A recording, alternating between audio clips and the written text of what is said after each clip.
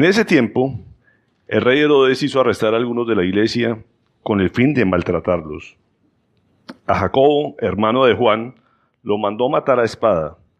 Al ver que esto agradaba a los judíos, procedió a prender también a Pedro. Esto sucedió durante la fiesta de los panes sin levadura. Después de arrestarlo, lo metió en la cárcel y lo puso bajo vigilancia en 4 grupos de 4 soldados cada uno. Tenía la intención de hacerlo comparecer en juicio público después de la Pascua. Pero mientras mantenían a Pedro en la cárcel, la iglesia oraba constantemente y fervientemente a Dios por él. La misma noche en que Herodes estaba a punto de sacar a Pedro para someterlo a juicio, éste dormía entre 2 soldados, sujeto con 2 cadenas. Unos guardias vigilaban la entrada de la cárcel. De repente apareció un ángel del Señor, y una luz resplandeció en la celda. Despertó a Pedro con unas palmadas en el costado y le dijo: «Date prisa, levántate». Las cadenas cayeron de las manos de Pedro. Le dijo además el ángel: «Vístete y cálzate las sandalias». Así lo hizo, y el ángel añadió: «Échate la capa encima y sígueme». Pedro salió tras él, pero no sabía si realmente estaba sucediendo lo que el ángel hacía. Le parecía que se trataba de una visión. Pasaron por la primera y segunda guardia y llegaron al portón de hierro que daba a la ciudad. El portón se les abrió por sí solo y salieron. Caminaron unas cuadras y de repente el ángel lo dejó solo.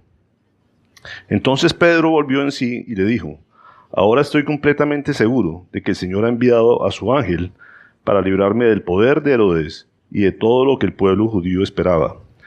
Cuando cayó en cuenta de esto, fue a casa de María, la madre de Juan, apodado Marcos, donde muchas personas estaban reunidas orando. Llamó a la puerta de la calle y salió a responder una sierva llamada Rode. Al reconocer la voz de Pedro, se puso tan contenta que volvió corriendo sin abrir. «Pedro está en la puerta», exclamó. «¿Estás loca?», le dijeron. Ella insistía en que sí era, pero los otros decían: «Debe ser un ángel». Entretanto, Pedro seguía llamando. Cuando abrieron la puerta y lo vieron, quedaron pasmados. Con la mano, Pedro les hizo señas de que se callaran y les contó cómo el Señor lo había sacado de la cárcel. «Cuéntenles esto a Jacobo y a los hermanos», les dijo. Luego salió y se fue a otro lugar. Al amanecer se produjo un gran alboroto entre los soldados respecto al paradero de Pedro. Herodes hizo averiguaciones, pero al no encontrarlo, les tomó declaración a los guardias y mandó matarlos. Después viajó a Judea, a Cesarea, y se quedó allí. Es una historia bastante peculiar, diría yo, bien hasta graciosa, ¿no es cierto? ¿Sí? Depende de qué lado. ¿Depende de qué lado?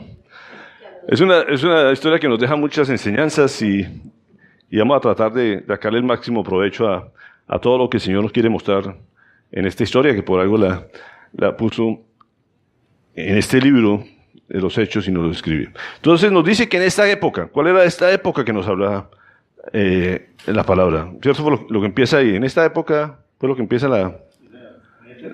en este tiempo, en esta época, ¿no es cierto?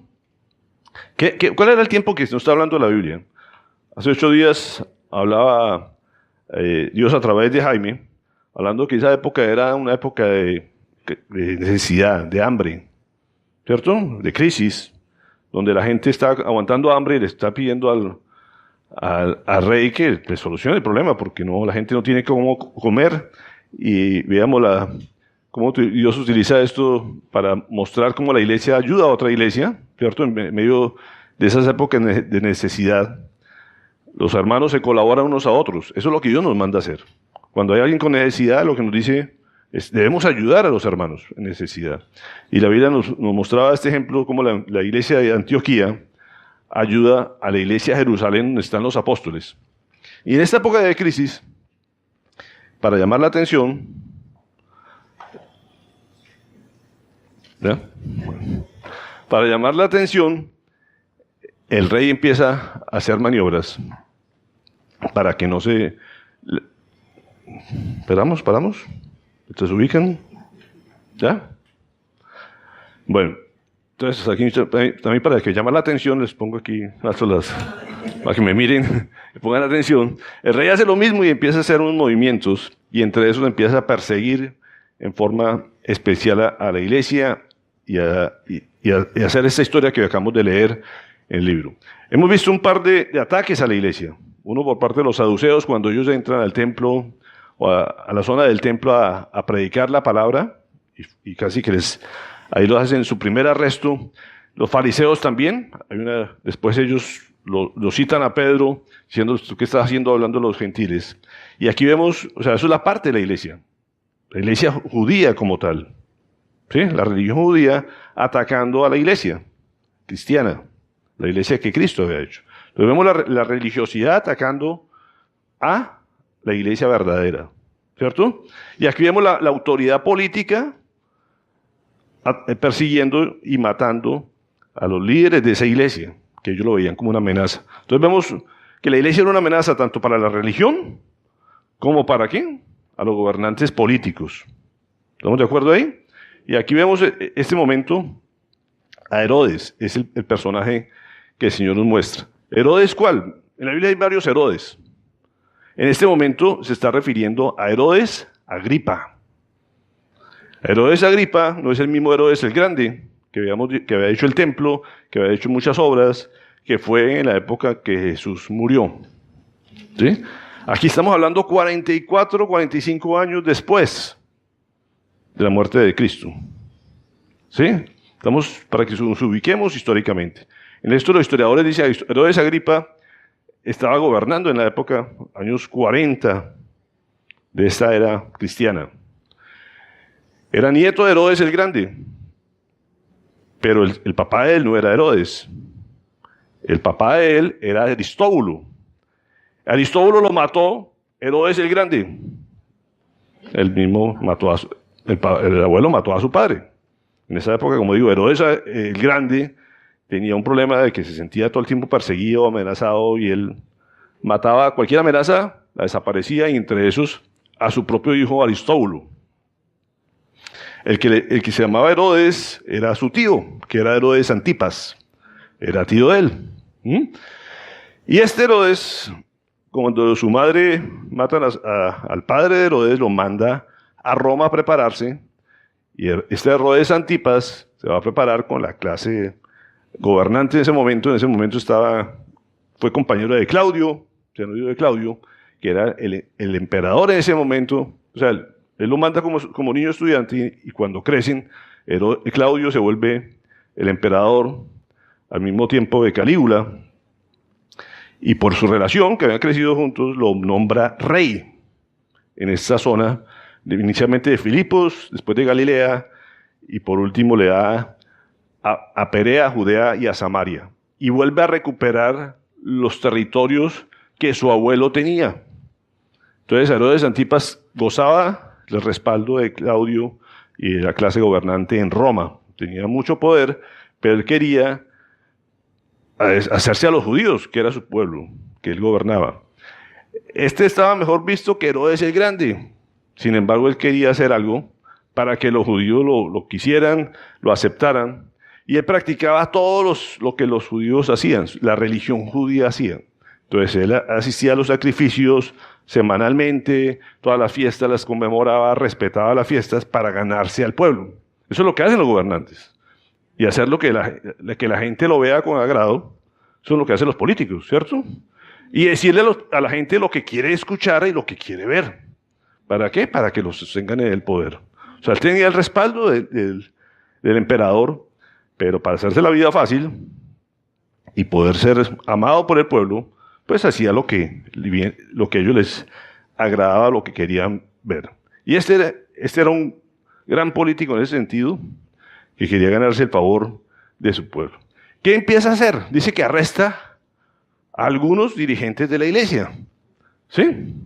Como la iglesia cristiana era la amenaza para el imperio, pero pues no era tan una amenaza, pero era más amenaza para los judíos, que ellos veían que se estaban perdiendo su dirección, su poder. Entonces dice, vamos a arrestar a una gente de estos que están haciendo tantos seguidores y que se está saliendo de la religiosidad para ser cristianos. Entonces los arresto. ¿Para qué? Para maltratarlos. Ese fue el interés de él. O sea, no los arrestaba porque fueran culpables, no los arrestaba con ningún otro propósito, no, sino para fastidiarlos, para maltratarlos, para torturarlos. Eso fue lo que hizo, dice, con varios cristianos. ¿Sí o no? ¿Eso es lo que dice la palabra? Bueno. Pero empieza a irse contra los dirigentes. Dice, vamos a atacar a cabezas. Los líderes de ese movimiento que se llaman cristianos, que ya la gente les decía cristianos, habíamos visto eso en Antioquía, ya la gente los reconocía como cristianos, que eran pertenecientes a Cristo, busca a los líderes y entre esos busca a Jacobo. Y a Jacobo no le hace un juicio, la Biblia no dice que haya pasado por un proceso, simplemente lo ejecuta. ¿Lo ejecuta cómo? A filo de espada, pero en términos reales es que lo decapitó. ¿Sí? Lo mandó a cortar la cabeza de una sola. ¿Jacobo quién era? Recordemos a Jacobo. Jacobo era del círculo íntimo de Jesús. Ustedes siempre ven en muchos pasajes, cuando iba a hacer cosas especiales, entre esos, cuando iba a resucitar al joven, cuando fue al monte de la transfiguración, ¿con quién iba Jesús? Pedro, Juan y Jacobo. Ese era el grupo, los llaves de Jesús, ¿sí? Los más íntimos de él. Esa era su rosca, como dicen. Los que más le gustaba andar eran estos tres personajes. Jacobo era uno de ellos. Todo el mundo habla mucho de Pedro y Juan, pero Jacobo tenía una personalidad como más calladita, ¿no? Sin embargo, a ellos le llamaban los hijos del trueno, o sea, eran como muy inquietos. De todos modos, este par. Sin embargo, Jacobo entre los tres es el más tranquilito. Y era hermano, como decíamos, de Juan. Y fue el primer apóstol que muere. ¿Sí? ¿Sí fue el primer apóstol que muere? Hablamos de Esteban, pero recuerden que Esteban no era apóstol. ¿Cierto? Era diácono.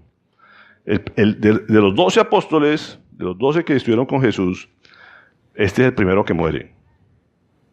40 años, alrededor de 40 años después de Jesucristo.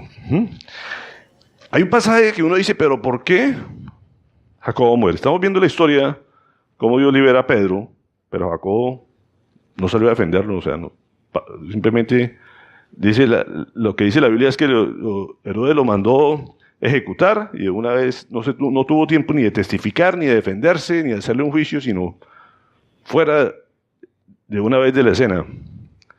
Y uno dice, ¿pero por qué?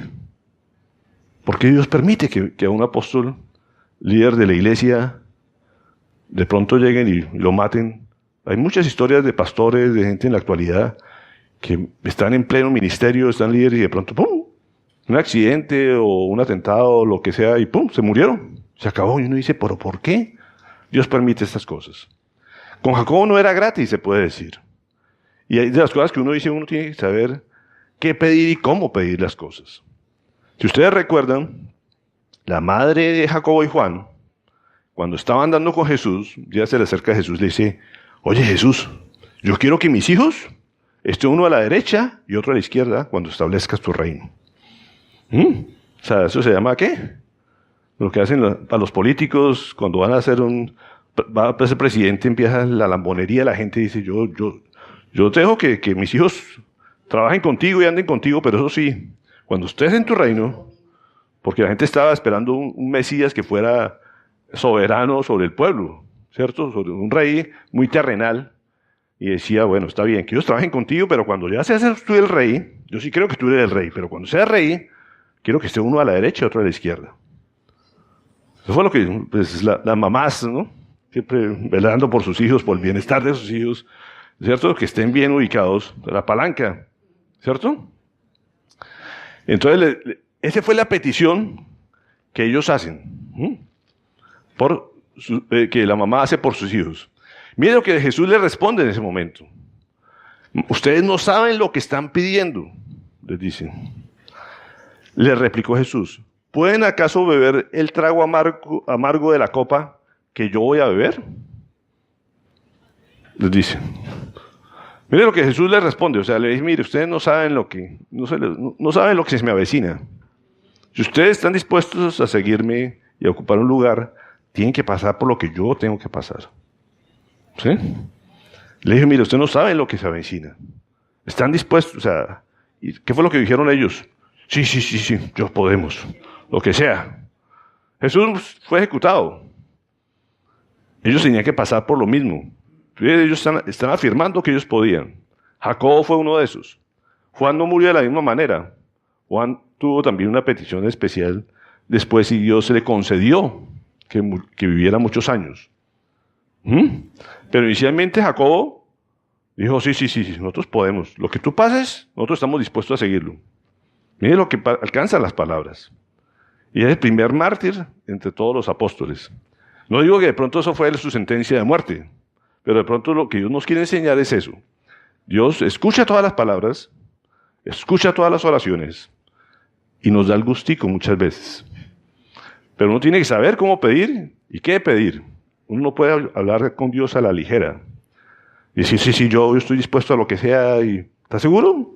¿Estás dispuesto a vivir lo que yo tengo que vivir? El que lo hace de todo modo va a tener su recompensa, ¿cierto? Pero uno no puede hablar tan fácilmente a la ligera con las cosas de Dios. Porque Dios, ahí nos debemos que Dios oye todo lo que uno le dice, aunque usted no lo crea. Porque vamos a ver que a veces no creemos lo que vemos. Y eso manda a matar a Jacobo, y lo que nos dice la Biblia es que esto le agradó a los judíos. Los judíos se pusieron contentos. Los judíos, ¿quién era? La clase religiosa, sobre todo, ¿cierto? La gente que estaba en Judea, que estaba feliz de que estaban en paz, se puede decir, con el gobernante que lo seguía, practicar su religiosidad, que Herodes participaba de los sacrificios, de las ofrendas, del templo, les permitía tener su templo. Todo el mundo estaba como tranquilo. En cambio decían esos cristianos que andan ahora diciendo que esto es para todo el mundo, las bendiciones y para los gentiles y para todo, eso necesitan un merecido. Eso está bien merecido que le den por la cabeza a Jacobo. Y se agradaron. El pueblo judío se agradó que mataran de esa forma a Jacobo. Eso es lo que nos dice la palabra. Mira hasta dónde llega la religiosidad. Entonces él dice, si eso les agrada, pues vamos por el más duro, el más líder de todos, vamos por Pedro. Y Pedro lo arresta, y es la tercera vez que en este momento, en estos 40 años, llevan a Pedro a la cárcel. Este es el tercer arresto de Pedro. Habíamos visto que cuando fue al templo la primera vez a predicar, que sanó al paralítico, le echaron mano. Y por temor dijeron, bueno, vamos a soltarlo. La segunda vez, creo que en Hechos 7, si no estoy mal, también lo apresan nuevamente, y ahí también hay un hecho sobrenatural, y Dios lo saca de la cárcel. ¿Se acuerdan de ese episodio o no? O ya se lo olvidó. Hace poquito lo vimos, estuvieron en la cárcel y de forma sobrenatural, Dios lo sacó de la cárcel, y cuando lo fueron a mirar, estaban predicando otra vez en el templo. ¿Sí? Y aquí es la tercera vez que mandan a arrestar a Pedro. Es cuando uno dice, oye, la gente, uno ve a un preso o alguien, o conoce a alguien que estaba en la cárcel, dice, se debe tener su merecido. Debe ser alguien malo, por algo lo metieron a la cárcel. No todo el mundo que está en la cárcel o que ha estado en la cárcel es culpable. ¿Sí? Y eso nos demuestra, Pedro no había hecho nada malo. Y era 3 veces. Ya ha estado 3 veces en la cárcel. Y uno no debe juzgar a las personas simplemente porque han pasado por un sitio. O decir que están allá porque se lo merecen. En la cárcel hay mucha gente inocente. Que no ha tenido ni juicio muchas veces. O no ha tenido forma de defenderse. Y eso no nos hace inferiores o peores que nosotros. Y eso tenemos que tener mucha atención en eso. Y nos da un detalle especial. La palabra. Que para mí me llama mucho la atención porque lo nombra ahí y porque es en esta fecha. Siempre insisto de que las cosas no se producen por casualidad. O sea, si Dios pone en la Biblia que es en tal fecha, o en tal fiesta, o en tal circunstancia, algo nos quiere decir por eso. ¿Sí o no? Hemos aprendido de eso. Y digo, cuando sucede la fiesta de los panes sin levadura, la fiesta de los panes sin levadura, ¿a qué festividad especial pertenece dentro de la iglesia, dentro del pueblo de Dios? ¿Se acuerdan? ¿Por qué quiero que estén muy atentos a esto? Porque digo, no es casualidad que esta historia pasa en este momento. Y siempre nos recuerda y nos vuelve a insistir en lo que son las fiestas del Señor, porque tiene un llamado especial, un mensaje especial cada fiesta. Como decía, la fiesta no es porque yo las haya querido ahí. Tienen un significado especial de recordación para que por generaciones y generaciones estemos recordando y las estemos celebrando. O sea, el pueblo de Dios debería celebrar las fiestas que el Señor dice. ¿Sí o no? Hemos hablado varias veces. Y la Pascua es la primera fiesta del año, que se celebra siempre en el mes de Nisan, en el calendario judío, que corresponde a marzo, entre marzo y abril. Este año, la Pascua cae el próximo domingo, empieza el próximo domingo. Ahorita antes de que ustedes llegaran, siempre les digo, vengan a tomarse el café, porque aquí salen a veces prédicas y temas antes de que empecemos la charla. Y hoy nos decíamos, empieza Semana Santa hoy que se celebra en la iglesia el Domingo de Ramos. Y eso en la Biblia, ¿dónde aparece el Domingo de Ramos? Sí, hay una historia del Domingo de Ramos, pero no es una fiesta que se celebre. Fue una fiesta que hicieron. ¿Por qué? Porque Jesús llegaba a Jerusalén. Ese día fue la entrada triunfal a Jerusalén para pasar la Pascua en Jerusalén. Todos los pueblos judíos donde estuvieran, en cualquier sitio donde estuvieran, en cualquier continente, viajaban a Jerusalén en el tiempo de la Pascua. Era una fiesta muy importante para ellos. ¿Quién conmemora la Pascua? Es la liberación del pueblo judío de la esclavitud de Egipto. ¿Se acuerdan de ese pasaje tan espectacular donde el Señor manda plagas, donde por último deja morir a todos los primogénitos? Y ellos hacían una marca con sangre después de matar a un cordero, y el que tuviera la marca, el Señor pasaba por alto esa casa y ahí no moría ningún primogénito. Eso estaba diciendo: nosotros confiamos en ti, creemos en ti, y por eso pongo la marca en mi casa. Y al que hubiera hecho eso, tenía que hacerlo, pintar con sangre el marco de su casa. Él pasaba por alto esa casa y ahí no moría ningún primogénito.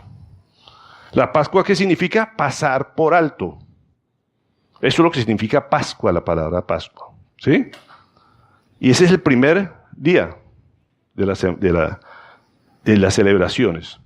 Pero a partir de ese día, o sea, al día siguiente, empieza la fiesta de los panes sin levadura. Porque él decía, después de que mueren los primogénitos, al otro día alisten maletas porque nos vamos.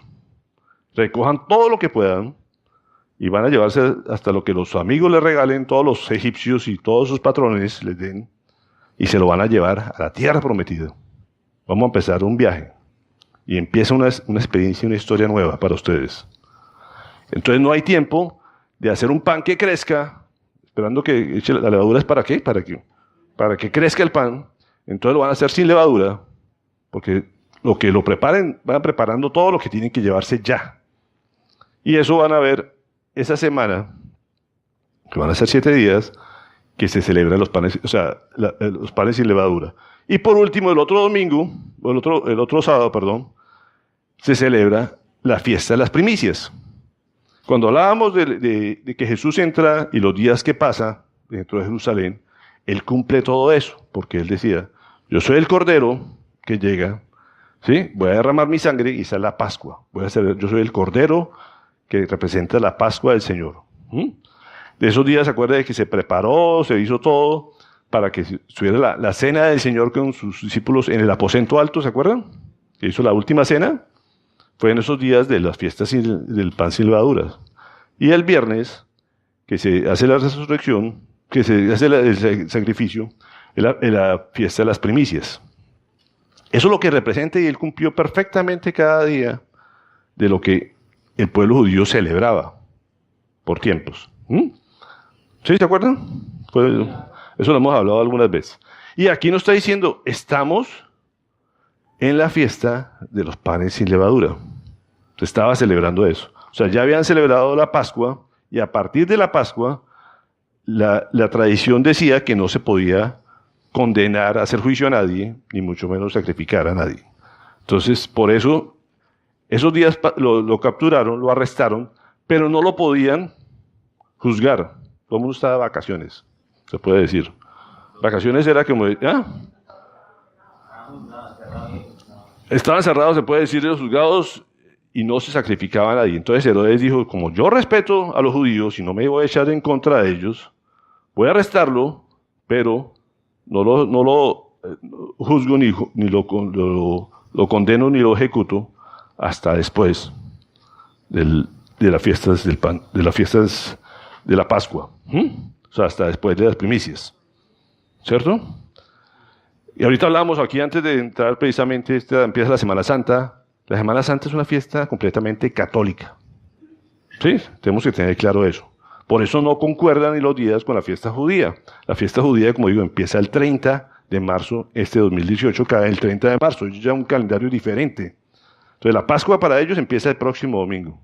Pero no es casualidad que el Señor nos haya puesto esta enseñanza, esta prédica hoy, para que nos preparemos también y sepamos qué es lo que verdaderamente debemos de celebrar.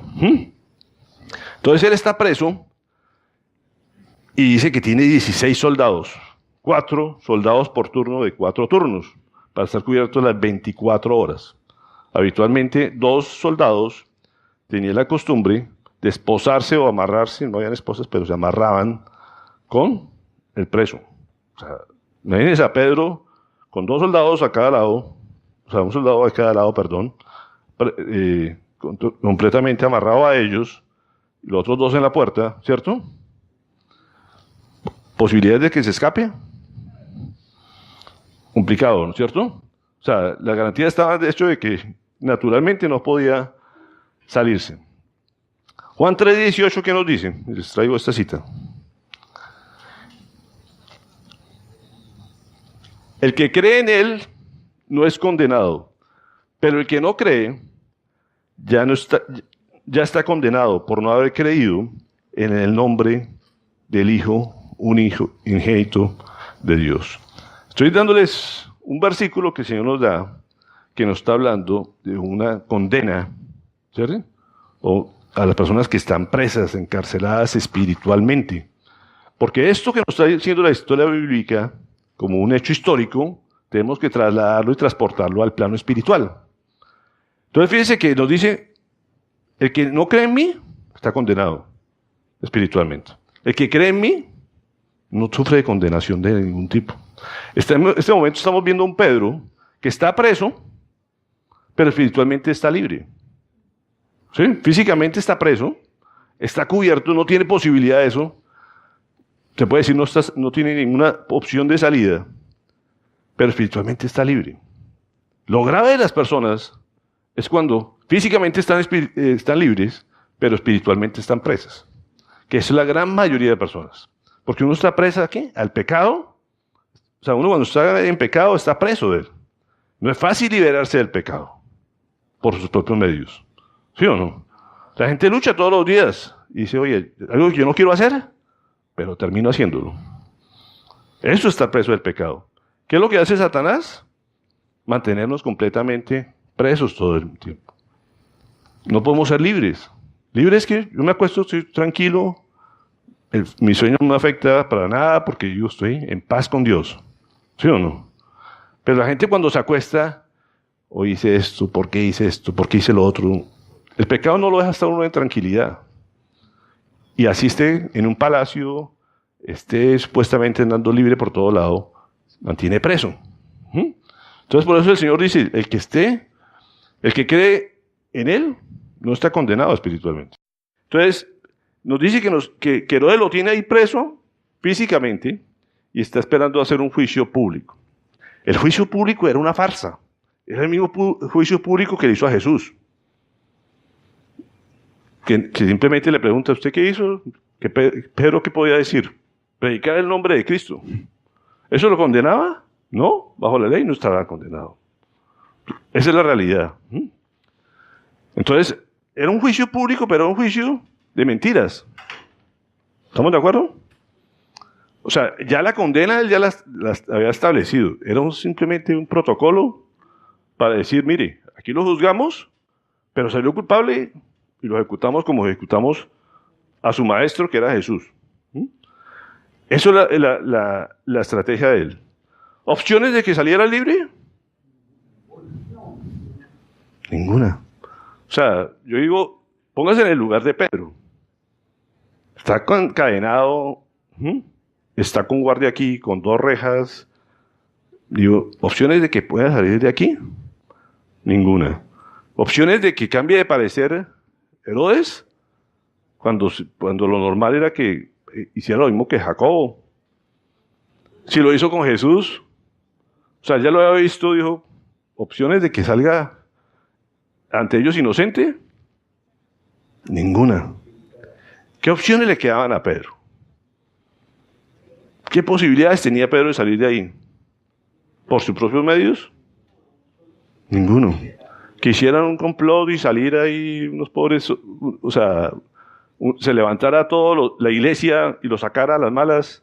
No tenían armas, no tenían nada. Los de las armas eran el Imperio Romano. Entonces, que lo sacaran de una fortaleza que había, que se supone que era el sitio donde lo tenían y donde tuvieron a Jesús, que lo pudieran sacar de ahí, opciones no tenía ninguna. ¿Qué opción le quedaba a Pedro? Ahí nos dice la clave en el texto. Cuando dice, pero mientras esto sucedía, ¿qué estaba pasando? ¿Qué es lo que nos dice la palabra? Nuestra lucha no es contra carne ni sangre. Es lo que nos dice la palabra. Todo lo que a usted le pase y usted se sienta atrapado y sin salida, usted dice, pero mientras esto le pase, usted tiene que hacer una guerra espiritual. ¿Sí? Y eso es lo que la iglesia sabía y tenía claro. ¿O no? Decía, oiga, la iglesia, ¿qué estaba haciendo en ese momento? Sus amigos, la gente que creía lo mismo. La Biblia dice que estaban orando. ¿Sí? No, o sea, no había nada naturalmente posible que pudiera sacar a Pedro de ahí. Pero sí había algo sobrenatural que se podía hacer para que una forma sobrenatural sucediera en la cárcel y saliera Pedro. ¿O no? Entonces la iglesia decía, no podemos ir a sacarlo a las malas, no podemos hacer, por más protesta que hagamos, va a empeorar seguramente las cosas. ¿Qué nos queda? Reunámonos a orar. Y dice, la iglesia oraba. Y dice una palabra ahí en el idioma original en griego, en forma eternos, que quiere decir intensamente, constantemente, fervientemente. O sea, ellos dijeron, incansablemente oraban. Eso quiere decir que esos días que Pedro estuvo en la cárcel, que fueron varios días de esa semana mientras lo juzgaban, ellos se turnaban unos de día, otros de noche, incansablemente, orando que el Señor lo liberara. ¿Posibilidades humanas que saliera? Mínimas. Sobrenaturalmente, todas las posibilidades. Porque Dios, tenemos un Dios que no le queda, no le teme a Herodes, no le teme a ninguna carne. Esa es la realidad. Y a veces se nos olvida eso. En medio de las circunstancias, en medio de la opresión o de la persecución, uno dice, esto le queda grande al Señor. ¿Es así o no es así? Honestamente lo hacemos, nos pasa eso. Creemos que nuestro problema es más grande que nuestro Dios. ¿Todos tenemos problemas? Todos tenemos problemas. Y uno en medio del problema se siente preso, no encuentro salida a esto. Cuando usted no encuentra salida a su problema, está preso por el problema. Ese es su Herodes, ¿o no? Cuando usted dice, esto no hay salida para esto, no hay solución para esto. Entonces se acuerda uno de la historia de Pedro y dice, oiga, ese es el mismo Herodes que tenía Pedro. ¿Qué debe hacer? Hacer lo que hacía la iglesia. Ore. Constantemente. intensamente, incansablemente. Y a ver si se acuerda la palabrita, hectarnos, es más difícil, pero bueno. O si no se acuerda este versículo, dice, porque los ojos del Señor están sobre los justos y sus oídos atentos a sus oraciones. Dios no sabía que Pedro estaba ahí.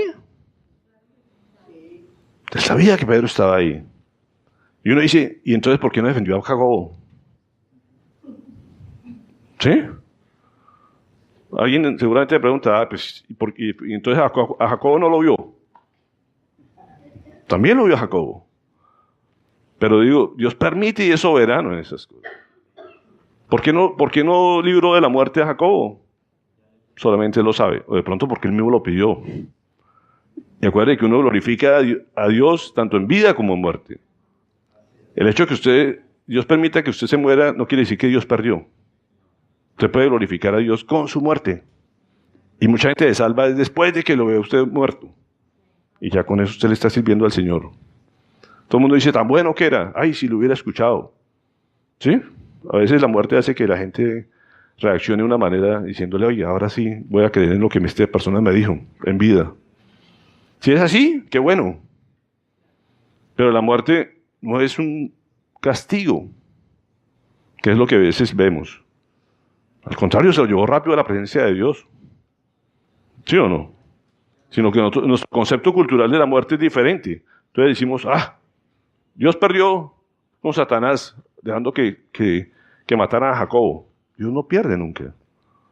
Dios tiene un plan perfecto para cada uno de sus hijos. Y como dice, los ojos del Señor están sobre los justos y sus oídos atentos a sus oraciones. Entonces, Dios tiene los sentidos puestos en nosotros. Y eso es algo que tenemos que tener claro en medio de la problemática. Porque en medio del problema que tenemos, de nuestra prisión, decimos, el Señor no me ve, no se acuerda de mí, y aparte le oro y no me escucha. Entonces, ¿la Biblia nos miente o nuestra mente nos miente?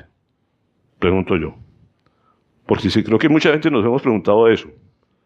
Estoy en problemado, el Señor nada, que se da cuenta, ¿no se da cuenta de mi problema? Y le oro y no me responde. Entonces, sordo, mudo y... ¿no? ¿Sordo? ¿Qué? ¿Ciego, sordo y mudo? Entonces, aquí vemos dos interrogantes. O sea, ¿qué es más fuerte, la espada o la oración? ¿La oración? ¿Cierto? Digo, el Imperio Romano tenía la espada, tenía las armas, tenía la fuerza física, se puede decir. Lo habían ejecutado a Jacobo. Pero la gente estaba orando que sucediera algo sobrenatural. Que Dios sacara a Pedro de esa cárcel, de esa prisión. Era importante para ellos, para su iglesia. ¿Qué hubiera pasado si Pedro lo hubieran condenado y lo hubieran matado? ¿Se hubiera acabado la iglesia? No. Yo seguía dirigiéndola, pero Dios permitió que saliera Pedro de la cárcel y no lo matara. ¿Sí? No porque la iglesia se fuera a acabar porque no estaba Pedro. Sí era un instrumento especial. Sin embargo, al final de la historia vamos a ver que esta es la última vez que vamos a oír casi de Pedro en la historia del Nuevo Testamento. Esta es la única casi que aparición de Pedro en la escena. Entonces, uno dice, ¿Pedro era fundamental para la iglesia? No. La iglesia hubiera seguido como siguió, como sigue hasta la fecha. ¿Sí? Igual lo mataron, pero después, mucho tiempo después. Pero después de esta escena, Pedro pierde protagonismo. ¿Sí? No como la iglesia no lo ha querido, o la religión no lo ha querido contar. Pero la escena esta que nos habla la Biblia, nos pone en la última noche, no sé si se dieron cuenta. Esta escena que acabamos de leer es la última noche de Pedro. ¿Sí o no decía ahí?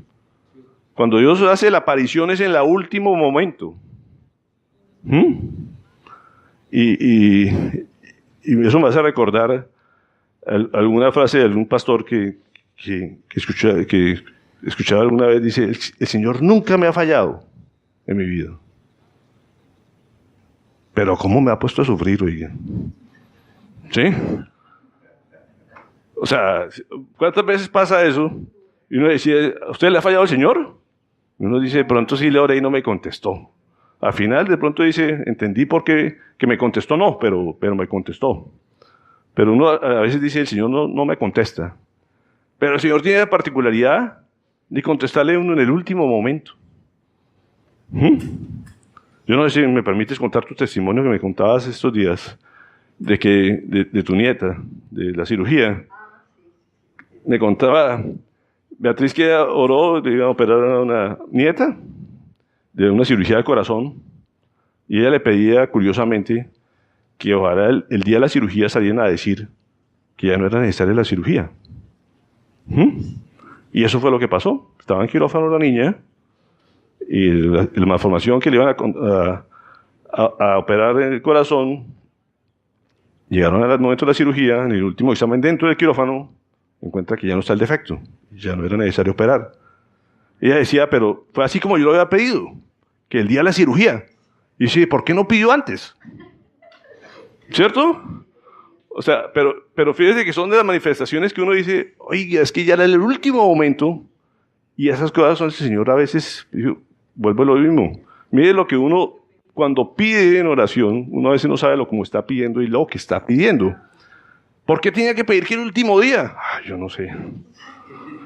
Pero cuando voy a ver la respuesta, el último día, dice, oiga, el Señor es grandioso. De pronto si lo hubiera dicho antes, no, eso fue un error diagnóstico, eso fue tal cosa, o sea, sí. Pero el Señor se glorifica diciendo, me hago en los últimos detalles como tú lo quieres, así te respondo. ¿Sí? Así como le pasó a Jacobo, dijo, ¿tú quieres morir, pasar lo que yo vi? Bueno, entonces, tome, mijo. ¿Sí? Y así fue con Pedro, pero Pedro está en la última noche. O sea, dijo, ¿por qué no lo sacó antes? Porque quería que la gente siguiera orando, mantuviera su fe, fuera persistente, y la iglesia seguía reunida, orando y orando hasta la última noche. ¿Sí? Era la última noche que tenía la última posibilidad. No fue antes. Entonces la Biblia dice que fue la última noche. Al día siguiente se acaba la Pascua, se acaba la fiesta de la fiesta de los panes sin levadura. Eran las primicias, y ya en las primicias, ahí sí podía ejecutarlo como pasó con Jesús. Que fue para la misma fecha. O sea, en ese momento estaban cumpliendo años de la entrada de Jerusalén, Jesús a Jerusalén, la última vez, la última visita de Jesús a Jerusalén, y estaba cumpliendo años, se puede decir, de la muerte de Jesucristo. Un aniversario. Entonces, fíjense cómo Dios no tiene eso por casualidad que fuera esa fecha. Algo nos quiere decir a través de esta festividad. ¿Sí? Y como digo, está hablando de ¿es una fiesta de qué? De liberación. No sé si se han dado cuenta. La fiesta de la Pascua, ¿qué es? Una fiesta conmemorando la liberación de la esclavitud de su pueblo. Y Dios nos cuenta una historia de liberación de Pedro de la cárcel. Y lo que nos está diciendo la iglesia, yo soy el que lo libero del pecado. ¿Sí? Ese es el mensaje de fondo. Cómo Dios libera a su pueblo en medio de la esclavitud, en medio de la prisión. ¿Sí? Por eso digo, no es casualidad que estamos. Pero la última noche sucede lo sobrenatural. ¿Qué es lo sobrenatural? Que Pedro dormía. No, eso no era nada sobrenatural. Era impresionante. Era impresionante eso. Como en la última noche, previo a la ejecución, el condenado a muerte está profundamente dormido. No, eso no dice la palabra, eso es herejía. Eso es herejía. Hasta allá no nos dice la palabra, que estuviera roncando. Pero lo que nos dice es que estaba profundamente dormido. Y no pongo profundamente, no dice ahí profundamente, pero dice que el ángel le tocó empujarlo. ¿Sí o no? Le tocó tocarlo. O sea, digo, tiene dos tipos aquí encadenados a sus manos. Y Pedro dormido en la última noche de ejecución. ¿Quién de ustedes estaría dormido el día previo a su ejecución? ¿No? Ay, yo confiaba que sí, que ustedes estaban en las manos del Señor y que estaría dispuesto a lo que el Señor... Si usted está en paz y tranquilidad, no ha hecho nada que para condenarme, creo en el Señor, pues si Él quiere que ¿cierto? Eso debería ser. Y en medio de su problema, también debería estar tranquilo. Porque, como digo, esto debemos trasladarlo a nuestra vida. ¿Cierto? Entonces, lo que usted lo tenga preso, lo que lo quiera apresar, lo que lo quiera amarrar a usted, los problemas, usted tiene que dormir tranquilo. Porque ¿quién lo va a liberar de ese problema? El Señor. Entonces, usted en medio de los problemas no tiene por qué perder el sueño. Porque cuando usted pierde el sueño, por eso le está diciendo al Señor, ¿sabes qué? Todavía no confío tanto en ti. Yo no tengo tanta fe en que tú puedas resolver este problema. Porque usted queda pensando cuál es la solución del problema, usted está pensando en su fuerza, en sus posibilidades, en lo natural. Pero no estaba mirando a ver cómo se escapaba. Él no estaba mirando cómo tumbaba los muros, cómo se soltaba esos, o qué le echaba a los guardias para dormirlos. Él no estaba buscando una estrategia para salir del problema. Él estaba confiado. Es lo que nos dice la Biblia. Pedro estaba la última noche dormido. Profundamente dormido. Y les traigo a colación otro versículo. Filipenses 4, 5, 7. Mientras lo buscan, yo tomo agua.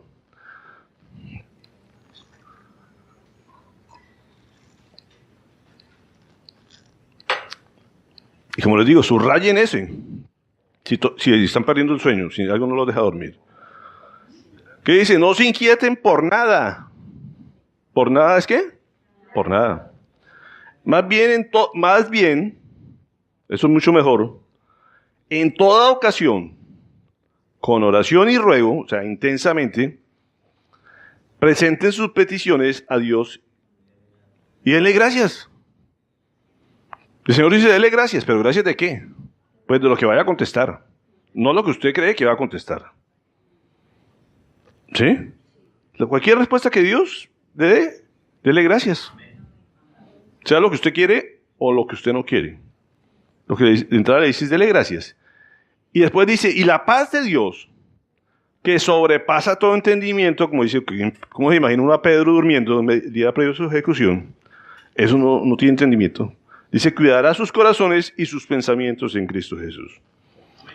O sea, Pedro tenía guardado su pensamiento, su mente y su corazón estaban guardadas.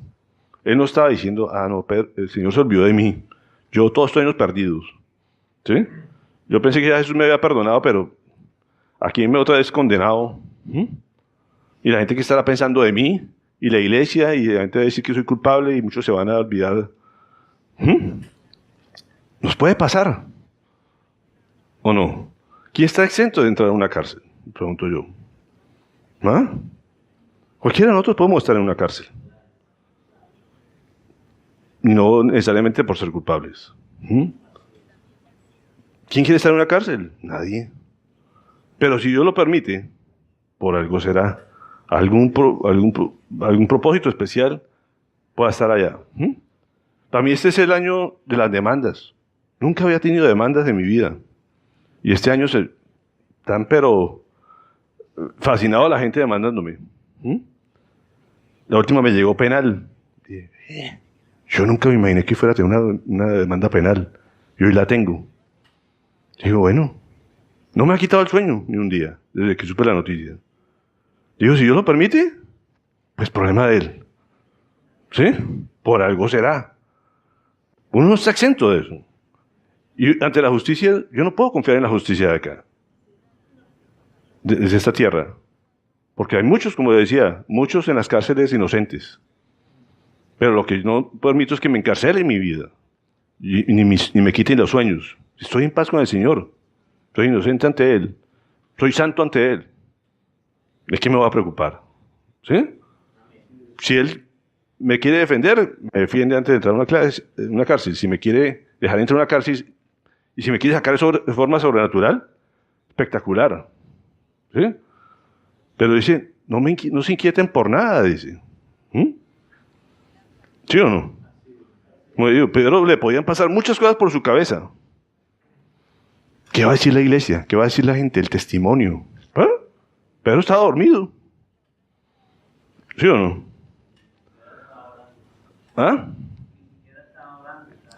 No estaba orando. Si uno dice, estaría ya arrodillado y orando y clamando. Estaba dormido. ¿Sí? Y en medio de esa oscuridad en una celda, yo imagino esa celda, no había lámparas seguramente o luz eléctrica, aparece una luz, un resplandor enorme.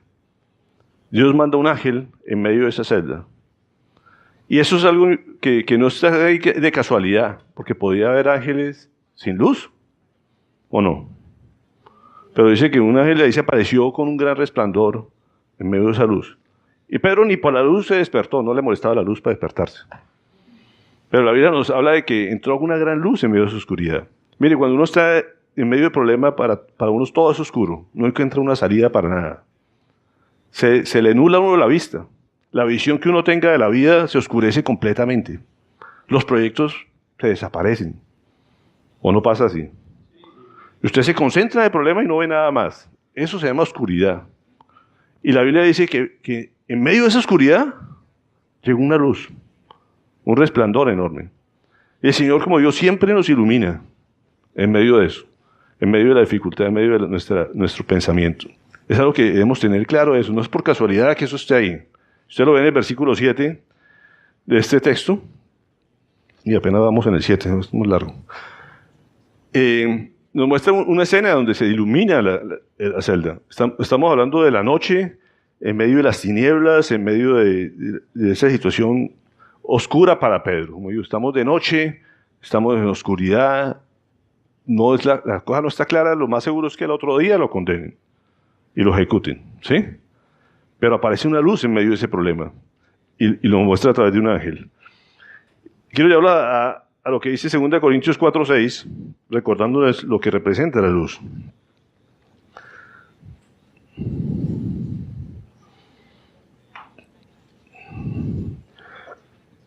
Porque Dios, que ordenó que la luz resplandeciera en las tinieblas, hizo brillar su luz en nuestro corazón, para que conociéramos la gloria de Dios, que resplandece en el rostro de Cristo. Pero tenemos este tesoro en vasijas de barro, para que no se vea qué tan sublime poder viene de Dios y no de nosotros. Nos vemos atribulados en todo, pero no abatidos, perplejos, pero no desesperados, perseguidos, pero no abandonados, derribados, pero no destruidos. Fíjense que hay una palabra de esperanza ahí. Usted puede estar en alguna de estas situaciones en este momento, ¿sí? Puede estar angustiado, se siente perseguido, abrumado por los problemas, pero el Señor dice, mire, yo soy la luz que resplandezco, yo soy el que doy la salida. Ustedes, ubíquense, son vasijas de barro, frágiles, ¿cierto? Pero nuestro Hacedor, el que nos conoce, tiene el control absoluto de todas las cosas. Y eso es algo que no podemos olvidar. Usted en medio del problema tiene que ver la luz de Dios. ¿Para qué? Para darle la gloria a Él. Porque la gloria es luz. La gloria es Él. Nosotros somos simplemente unos reflejos. Somos imperfectos. Y nos llegamos a angustiar, nos llegamos a veces a preocupar. ¿Sí o no? ¿Nos preocupamos? Porque somos imperfectos. No está en nuestras manos la solución. Y es algo que nos tenemos que ubicar en medio del problema. La solución no depende de nosotros. La solución viene del Señor. Él es el que va a dar la salida y mostrar la salida en el momento adecuado. ¿Sí? ¿Está claro hasta ahí? No quiere decir que no vamos a tener problemas. ¿Cuál es nuestro papel? Confiar y obedecer. ¿Qué pasa con esta escena? Primero lo despierta. Oiga, venga. Vuelva en sí, ¿no? Lo toca, lo empuja. Y eso lo hace habitualmente el Espíritu Santo y el ángel. Aquí hace la figura. A uno lo golpea y lo hace reaccionar es el Espíritu Santo. ¿Sí? Esa es función del Espíritu Santo. El de llamarnos. Y el ángel llama a Pedro. Le dice, levántate. ¿Sí o no? ¿Sí? Dice ahí. Ayúdenme en el 8 si quieren. ¿En el 8 qué dice?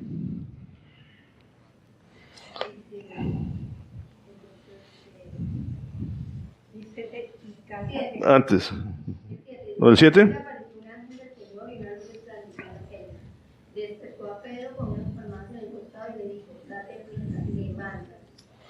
Ajá, date prisa, levántate. ¿Qué más? La cadena cayeron en las manos de Pedro y le dijo además grande, vístete y cálzate las sandalias. Así lo hizo. Fíjese que dice, oiga, despiértate, levántate rápido, ¿no? Me está diciendo eso. Uno dice, oiga, ¿por qué más bien el ángel no lo sacaba de una vez cargado? O sea, si lo iba a liberar, ¿por qué no lo saca cargado y lo transporta y lo deja fuera en la calle? ¿Por qué no? ¿Puede hacerlo? ¿Podía hacerlo? Y no era porque fuera costeño, ya viene a echarle la vaina a los costeños. Si no se hubiera levantado. No, pero también era costeño. Completamente costeño, pescador. Pues le dice, mire, levántate. Párate. ¿Sí o no? Rápido. ¿Sí o no? Fue la orden que le dio a Pedro. Y Pedro se levanta, ¿no? Se medio... dice, otra visión. ¿Por qué dice otra visión? Porque ha tenido una visión recientemente y hay sueños que parecen realidad. ¿No les ha pasado? Que uno como que se levanta y dice, yo estaba despierto, estaba dormido. Me gané la lotería, no me la gané porque... ¿No? A veces son sueños tan reales que uno dice como que si eran verdad. Y así le pasaba a Pedro. Y quiero llevarlos a una instrucción que el Señor da, y no es casualidad, aquí tiene que ver con las sandalias. Fíjense que le dice, ponte las sandalias, ¿sí o no? ¿Sí? Vístate, cálzate las sandalias. Y yo decía, ¿por qué el Señor le dice que se ponga las sandalias? Cuando yo digo las sandalias, me viene a la memoria un pasaje donde el Señor se le aparece a Moisés y le dice, quítate las sandalias. ¿Sí? Porque este lugar donde estás pisando es santo. Y uno dice, ¿cómo así? ¿Por qué el Señor, qué significado tiene las sandalias? Y entré a buscar y encontré este versículo precisamente en Éxodo 12:11 que tiene que ver con la Pascua. Comerán el cordero de este modo, con el manto ceñido a la cintura, con las sandalias puestas, con la vara en la mano y deprisa. Se trata de la Pascua del Señor. Mire dónde está dando las instrucciones del Señor en Éxodo, de cómo se le tenía que celebrar la Pascua. Y me llama la atención que le dice, oiga, póngase las sandalias y deprisa. Y dije, oiga, la misma vaina que le dijo a Pedro. Ponte prisa y ponte las sandalias. Y ponte el cinto, vístete. Las sandalias no era para cualquiera. Las sandalias no todo el mundo las podía tener. Tenía que tener cierto rango para utilizar. Los esclavos no utilizaban sandalias. Era un ejemplo de humildad también. ¿Sí? Por eso cuando la gente llegaba a una casa se quitaba las sandalias, ¿cierto? Y cuando fue a un lugar santo, una forma de humildad era decir, me quito las sandalias porque no soy digno, ¿sí? O sea, de estar en esta tierra santa. Y por eso el Señor le dijo, hay ocasiones donde el Señor le dice, humíllate, quítate las sandalias. Pero cuando le dice, ponte las sandalias, le está diciendo, miren, ya no eres esclavo, ya no eres preso, de aquí en un momento vas a salir libre. Eres digno de utilizar las sandalias y de ponerte el manto, de ponerte tu ropa. Porque la gente cuando está en medio del problema, en medio del pecado, está indigno. Pero cuando Dios lo toca y lo libera a uno, usted tiene que andar dignamente porque ya ha sido perdonado por el Señor. No es casualidad que le dijera, ponte las sandalias y deprisa. No te puedes quedar pensando si esto es real o no. Cuando Dios te escoge y te hace hijo tuyo, desde ese momento eres digno de utilizar los zapatos del Señor y andar dignamente, sin vergüenza de ningún tipo. La gente dice, ¿el Señor me perdona? Ah, sí, pero yo digo, malo, he sido condenado, todo lo que yo hice, así, con los pies arrastrándolos sin zapatos, o sea, con los pies sucios. El Señor hace la limpieza completa. ¿Sí o no? Y por eso le dice, ponte las sandalias deprisa, no te quedes pensando si esto es real o no, ¿cierto? Párate, muévete. Y es una orden que de ahí para adelante le toca a uno hacerlo. Es una cosa que le toca a uno. Porque el Señor dice que también te pongo las pies, te visto, te cargo. O sea, hay una parte que nos toca a nosotros y es obedecerle, creerle al Señor. ¿Sí? De que eso es real. Pedro decía, bueno, yo obedezco. Y muchas veces empezamos en la vida cristiana obedeciendo, pero sin creerle mucho a Dios. Y a Pedro le pasa aquí. Pedro dice, bueno, está bien, me pongo las sandalias, pero esta vaina es un sueño. O sea, dice que Pedro es liberado. Ya que, ¿sí o no? Los soldados, no dice qué pasó con los soldados, esos 4 soldados que estaban al lado de él amarrados. Pronto se quedaron dormidos en ese momento. ¿Sí? Pero Pedro es liberado, dice la palabra en el versículo 11. En Hechos 7:34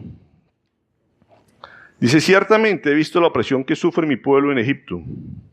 Los he escuchado quejarse, así que he descendido a librarlos. Ahora ven y te enviaré de vuelta a Egipto. ¿Esto quién lo mencionaba? Esteban. ¿Se acuerdan? En el discurso de Esteban, antes de lo mataran, él les recordaba esto. Dice, yo he visto la opresión de mi pueblo, yo he visto la opresión que hay sobre Pedro. ¿Cierto? En este caso es recordándonos esto. Pero he escuchado a la gente que se está quejando de la situación de Pedro. Y yo personalmente he descendido a librarlos. En este caso manda un ángel a librarlos. Y libera a Pedro. En la misma época, como digo, de los panes sin levadura, de la fiesta. Nos dice que habla de 2 guardias. ¿Sí o no? Aparte de los cuatro soldados, nos habla que hay 2 guardias más el portón de hierro. Fíjate que ellos pasan las guardias, o sea, no solamente los 4, sino que habían, no sé si cuántos soldados alrededor habían, pero él tenía, como digo, los 4 encargados de ellos, y además llegan a un portón a la entrada de la ciudad. O sea, él los saca de la cárcel, y aparte de como 2 círculos de seguridad, se puede decir, y por todo eso los pasa el Señor. Decía, ¿por qué estas tres obstáculos todavía? Y recordaba algunas clases que daba en el Libri. ¿Cuáles son nuestros enemigos? ¿Ah? Nuestra naturaleza pecaminosa, nuestra carne, ¿cierto? El mundo que nos rodea. Y por último, Satanás. Fíjense que aquí hay 3 obstáculos.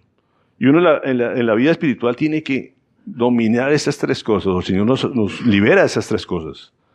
Nuestra carne, como digo, nuestro ser que nos lleva a hacer cosas malas siempre. El mundo que nos incita y que nos invita a eso. Y por último, Satanás. Hace la lucha para no dejarnos libres. Son las 3 cosas que hay que pasar para estar completamente liberados. Y eso es lo que hace el ángel.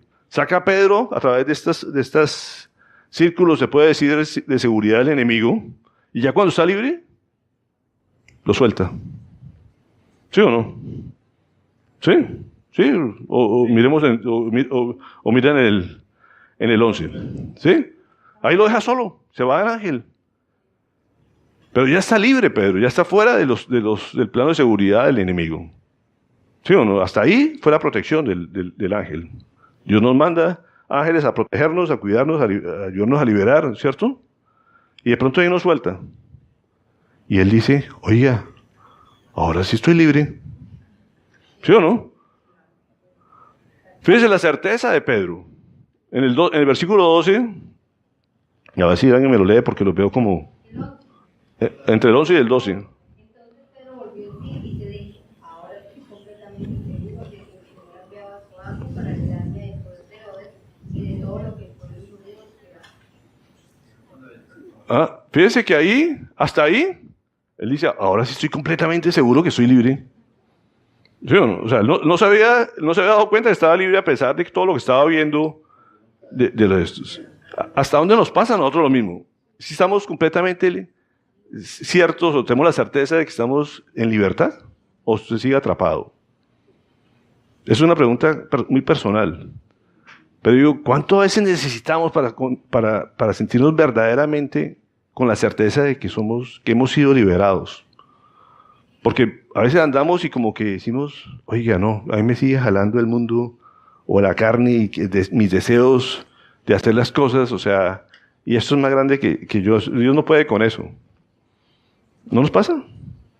O Satanás es muy poderoso y entonces yo le tengo miedo y de pronto me aparece en la noche o me manda sus demonios y me atacan y la gente vive pensando en eso y como que todavía esas cosas lo atrapan y lo controlan. ¿O no? Pasa en la vida.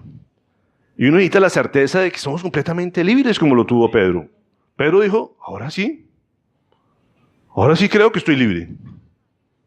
Que ni el Satanás, ni el mundo, ni mi naturaleza me van a volver a tener preso.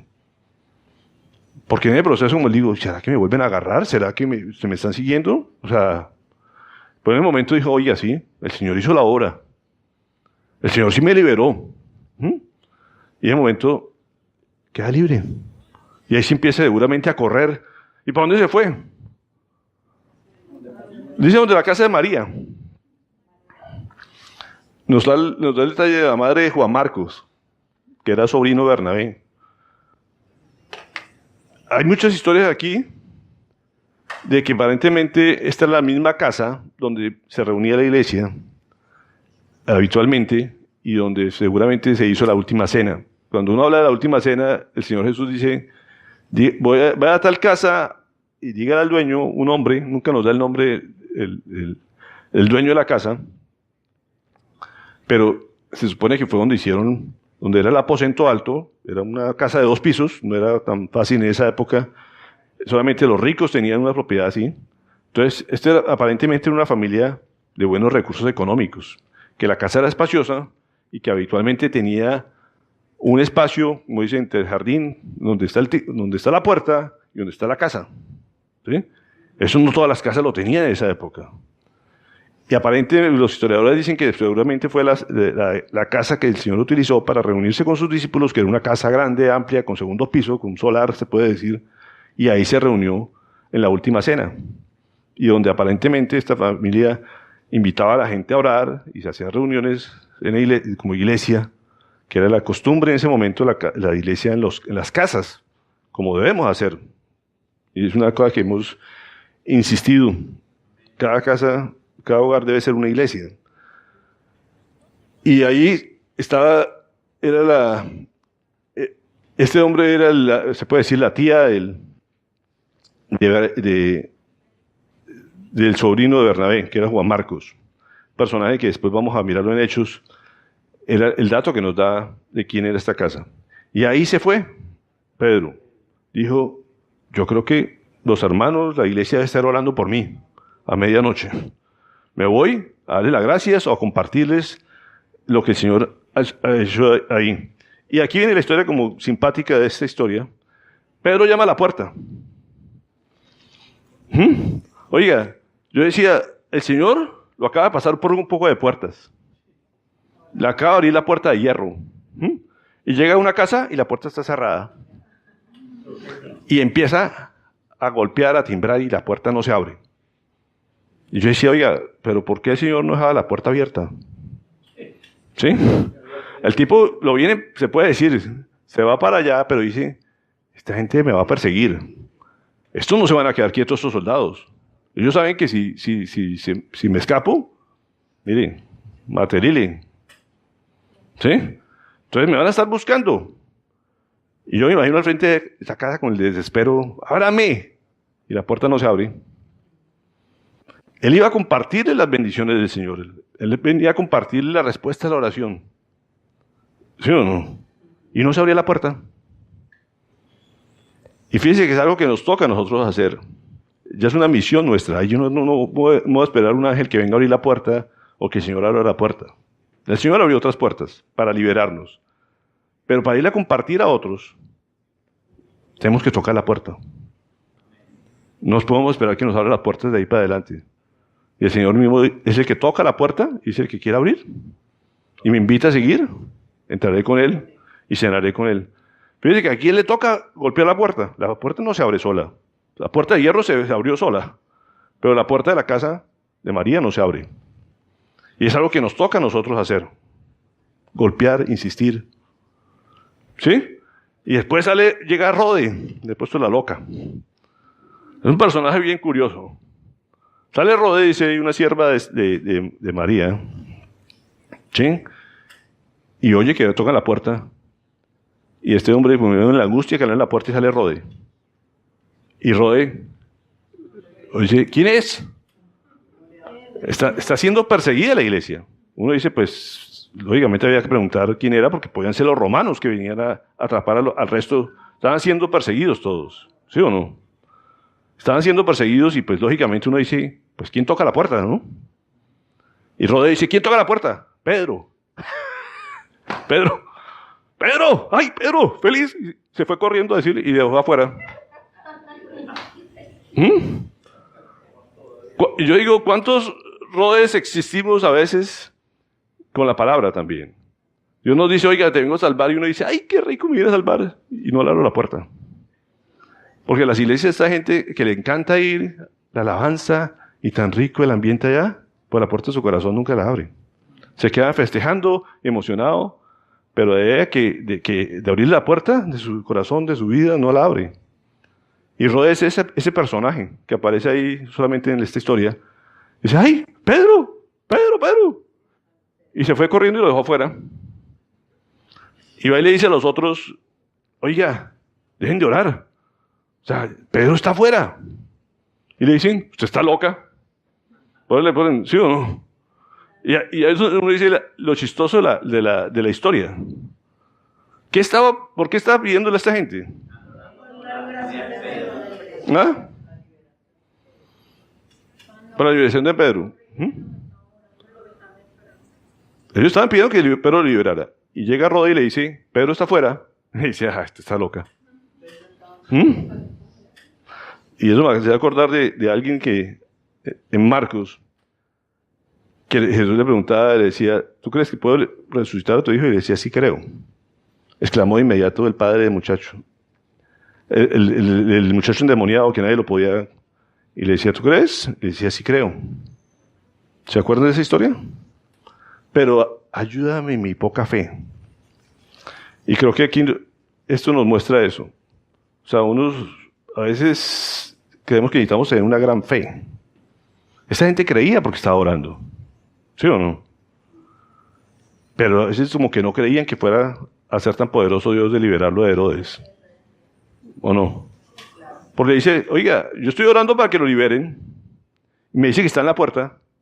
Y la que me trae la razón le digo, usted está loca. ¿Sí? Es como el que ora porque una persona se ha sanado de una enfermedad y uno como médico le dice, oiga, está sano, está milagrosamente sano.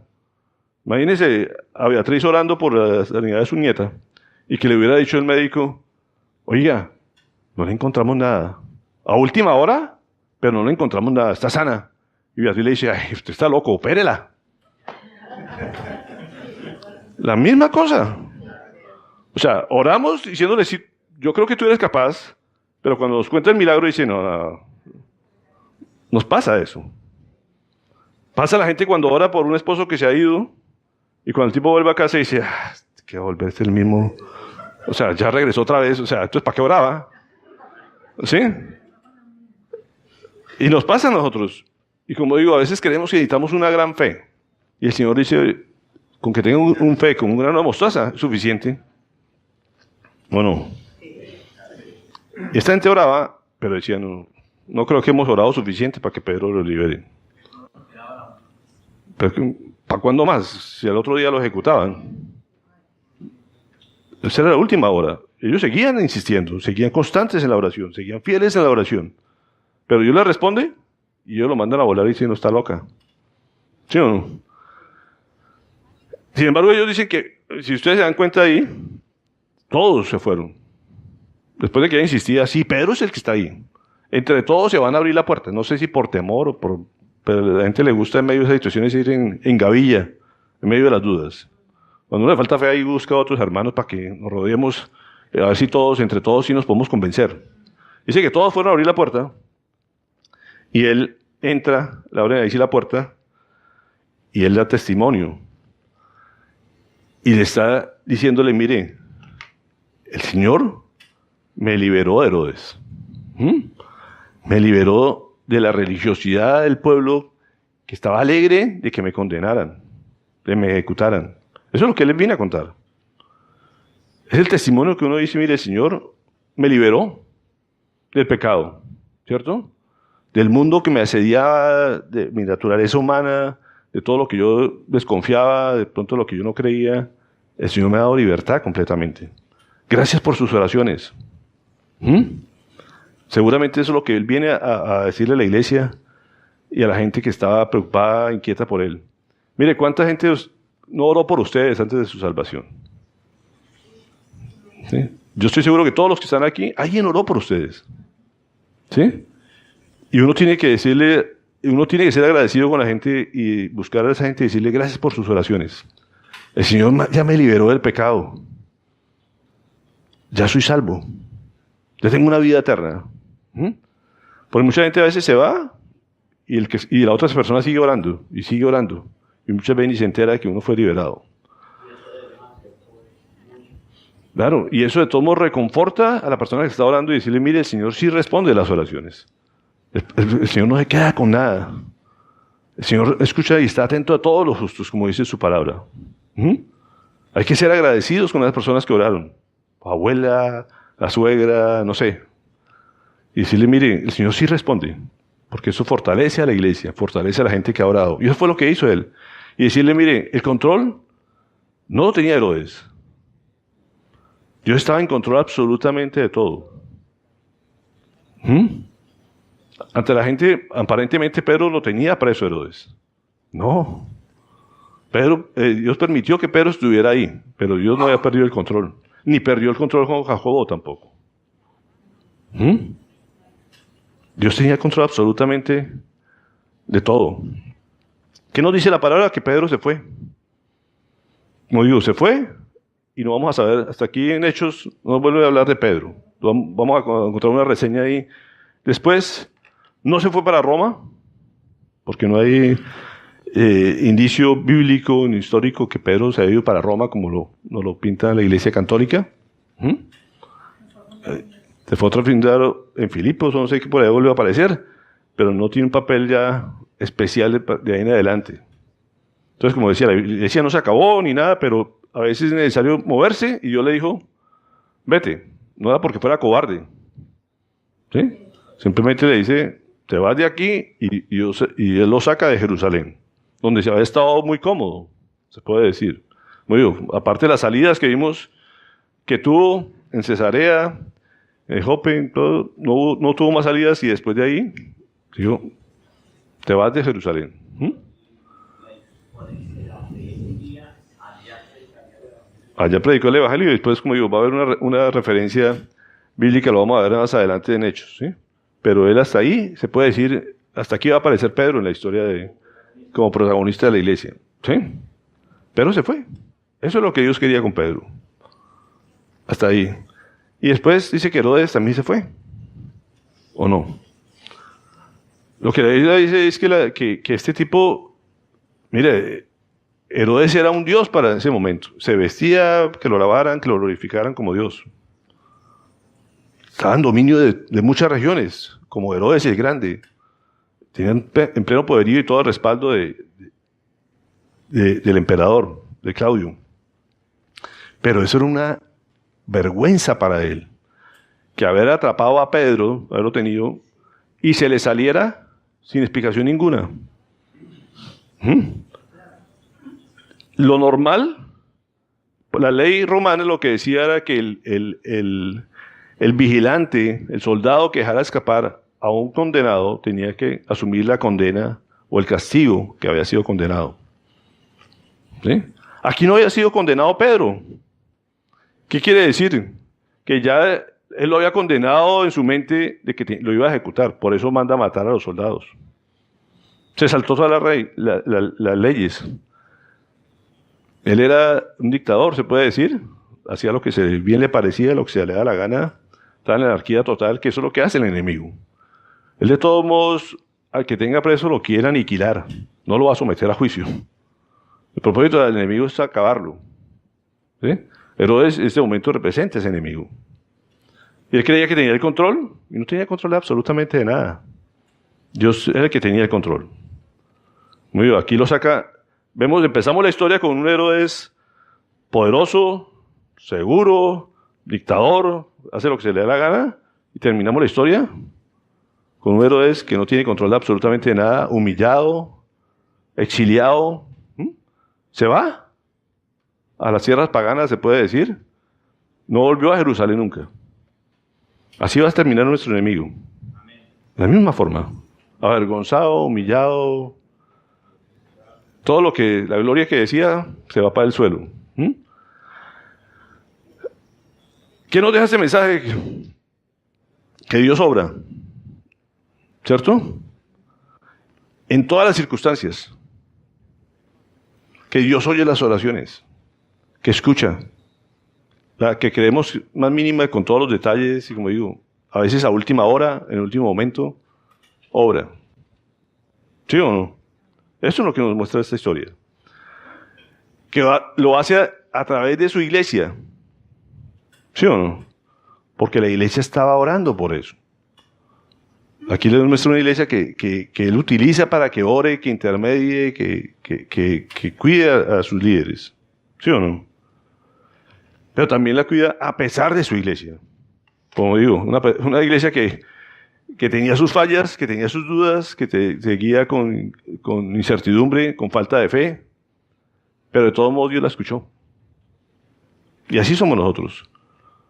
En la iglesia tenemos errores, fallas, dudamos a veces, tenemos falta de fe, pero eso no quiere decir que no sea digno de hablar con Dios, de hablar con nuestro Padre y pedir las cosas que necesitamos.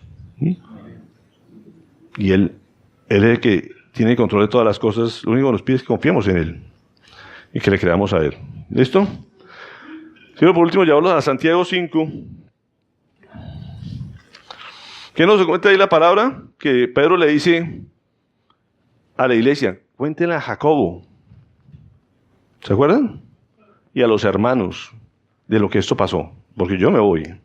¿Sí? Al grupo que estaba orando por él, le dice, cuéntele a Jacobo. ¿Sí o no? ¿Sí? ¿Quién era Jacobo? El hermano de Jesús. No es el mismo Jacobo que estábamos empezando que... ¿Ah? No es el que mataron. El otro... Y hago aclaración porque a Jacobo ya lo mataron, no estaba hablando... Fíjense que ahí me salté de algo que no quiero profundizar, pero mire hasta dónde la iglesia comete errores. ¿Cuál fue la respuesta cuando ahora me fue el nombre de la sierva? Rode, eso. Cuando Rode le dice a la iglesia, ahí está Pedro. ¿Qué responde la iglesia? ¿Está loca? ¿Debe ser un qué? Un ángel. La iglesia. Una de dos, o confiaban en los ángeles, o sea, o era tan frecuente la aparición de ángeles que ellos decían, es un ángel más, déjenlo allá afuera, parado. O sea, porque uno, ¿qué explicación le puede dar uno? Podemos elucubrar mucho, por eso no quiere profundizar mucho en eso. Pero uno dice que una iglesia pensando en ángeles están tocando la puerta. O sea, una de dos, o están desubicados o es porque tienen visita de ángeles todos los tiempos, pero lo que le dice debe ser un ángel, no es Pedro. Y él le dice, mira, dígale a Jacobo que yo estoy libre de los hermanos, para que crean, ¿sí o no? ¿Quién es ese Jacobo? Jacobo fue hermano de la carne de Jesús, que después se convirtió y fue el líder de la iglesia en Jerusalén. Era el máximo líder en la iglesia en Jerusalén. Eso llegó a ser el hermano de Jesús. Él no fue apóstol, ¿sí? Pero después se convirtió después de la muerte de Jesús y llegó a ser un líder de la iglesia. Y ese Jacobo era el que lideraba la iglesia en Jerusalén. Y Pedro le dice, dígale a Jacobo que ya estoy libre. Y a los hermanos que yo sé que han estado orando, seguramente en otro sitio. Este Jacobo es el que escribe la epístola de Santiago. O el libro de Santiago. ¿Sí saben cuál es el libro de Santiago? Y por eso quiero llevarlos a lo que dice él, después de que en el 5:13 al 17. ¿Está afligido alguno entre ustedes? Que ore. ¿Está alguno de buen ánimo? Que cante alabanzas. ¿Está enfermo alguno de ustedes? Haga llamar a los ancianos de la iglesia para que oren por él y lo unjan con aceite en el nombre del Señor. La oración de fe sanará al enfermo y el Señor lo levantará. Y si ha pecado, su pecado se le perdonará. Por eso confiésense unos a otros sus pecados y oren unos por otros para que sean sanados. La oración del justo es poderosa y es eficaz. Y le dice, Elías, ¿saben quién era Elías? El gran profeta Elías. Era un hombre con debilidades como las nuestras. Con fervor oró que no lloviera. Y no llovió sobre la tierra durante 3 años y medio. Volvió a orar y el cielo dio su lluvia y la tierra produjo sus frutos. ¿Qué nos dice Santiago? El mismo Jacobo. ¿Ah? Dice, oiga, mire, si yo vi cómo la iglesia oró y sacó a Pedro de la esclavitud, del pecado. ¿Qué les puedo decir a ustedes? Oren. Si hay alguien enfermo, oren. Si hay alguien afligido, triste, ore, cante alabanzas, o sea, ¿sí o no? Si están presos, oren. Si están en problemas económicos, oren. En cualquier situación que puedan estar, oren. Y le dice, mire, Elías era un hombre común y corriente, con sus debilidades. Y oró cuando no quería que lloviera y no llovió. Y cuando quería que lloviera, oró y llovió. Paró la ley de la atmosférica. Pudo controlar las situaciones que nos rodean por fuera de la tierra. Y Dios le hizo caso. O le dio el gusto de darle lo que él pedía. ¿O no? Y dice, mira, aquí la iglesia oró y Pedro fue liberado. De una forma sobrenatural. ¿Usted está preso en sus problemas? ¿No ve luz en sus problemas? Simplemente ore. O diga a la gente, a los hermanos, para eso es la iglesia. Para orar unos por otros. Así que, mire que acabamos de ver una historia donde la iglesia ayuda económicamente a otra. ¿Sí o no? Para eso los hermanos, para ayudarnos mutuamente. Y no solamente para decirnos, oiga, préstenos una ayudita de plata, sino, si no me puede dar plata, oren por mí. Porque el cielo escucha la palabra de unos por los otros. No necesita tener una gran fe. No está pidiendo que eso. Nos está dando el ejemplo de una iglesia que dudaba, que creía en ángeles, que tenía muchas fallas, ¿sí? Pero que era fiel en la oración. Y Dios responde a esas oraciones. Y suceden cosas sobrenaturales. Eso es lo que nos muestra aquí la historia de que nos hablan Hechos. Dios quiere una iglesia que ore, que sea fiel, que ore fervientemente, incansablemente, unos por otros. Entonces, como digo, ¿necesita un consejo? Ore. Pídale a los amigos, a los hermanos de la iglesia, que oremos por unos por otros. Yo los invito a eso. Me digo, el chat no es para solamente poner anuncios devocionales, o sea, sino muchas veces decir, oiga, estoy en problema, oren. Yo algunas veces lo he hecho, estoy en dificultades, le he dicho, oren por mí. ¿Sí? Ojalá estén orando todo el tiempo, pero digo, si hay un caso especial, pónganlo en oración. ¿Sí? Tal vez no sean los grandes hombres y mujeres de la fe. Todos tenemos debilidades, pero en medio de esas debilidades y imperfecciones, el Señor escucha sus oraciones. Entonces no duden en orar y nunca perdamos de vista que el Señor tiene control de todas las circunstancias. ¿Sí? Nuestro rey no es Herodes. Nuestro rey es el Rey de Reyes y Señor de Señores. Y cubre a nuestros presidentes, a nuestros gobernantes, a todo lo que hay en el mundo, Dios lo controla. Si usted está pendiente de la crisis económica, de la crisis política, de la crisis de justicia, despreocúpese, el Señor tiene control sobre todas esas cosas. ¿O no? Entonces, espero que hasta aquí quede claro la enseñanza.